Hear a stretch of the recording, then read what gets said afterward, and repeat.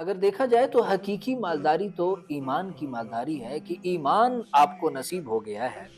लेकिन एक मालदार हमारे उर्फ में है जिसे हम मालदार कहते हैं, जिसके पास पैसा होता है, जिसके पास गाड़ियां होती हैं, जिसके पास बैंक बैलेंस या बंगले होते हैं, उसे हमारे उर्फ में मालदार कहा जाता है। तो अल्लाह रब्बुल इज्जत ये मालदारी की नेमत जब किसी शख्स को दे देते हैं तो इस नेमत के मिल जाने के बाद बहुत कम ही लोग होते हैं कि जो इस नेमत को बर्दाश्त कर पाते हैं। बर्दाश्त करने से मेरी मुराद ये है कि वो अपने दोस्तों के साथ पहले जैसे रह पाए, वो अपने वालिदैन के साथ पहले जैसा बर्ताव रख पाए, वो बीवी बच्चों को पहले जैसा वक्त दे पाए, वो किसी गरीब शख्स के साथ भी किसी चटाई पे या किसी थड़े पे बैठ के खाना खा ले, वो मस्जिद के इमाम साहब की जुतियां भी उसी तरह से सीधी कर दे।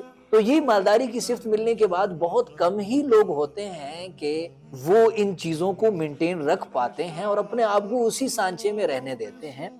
उमूमन आपने देखा होगा कि ये सिर्फ लोगों के हाथ से चली जाती है। उनके नजर में कोई गरीब गरीब नहीं रहता। कोई गरीब अगर 2 दिन उनसे आटा मांगने आ जाए, 2 दिन उनसे अपने दिल की चीज सामने रख दे, तो उनके नजर में उसकी कोई वक़्त नहीं रहती। उनके साथ उनके गुफ्तगू का अंदाज बदल जाता है। और अगर अपने हालात बयान करने वाला, अपनी मुश्किलात बयान करने वाला और अपनी मुश्किलात बताने वाला किसी मस्जिद का इमाम हो, कोई कारी साहब हो, कोई दीनदार हुलिये वाले शख्स हो, तो उसके लिए तो फिर और ही मुश्किल हो जाता है। बहुत लोग ऐसे कम ज़र्फ़ होते हैं कि वो कुछ सुना भी देते हैं।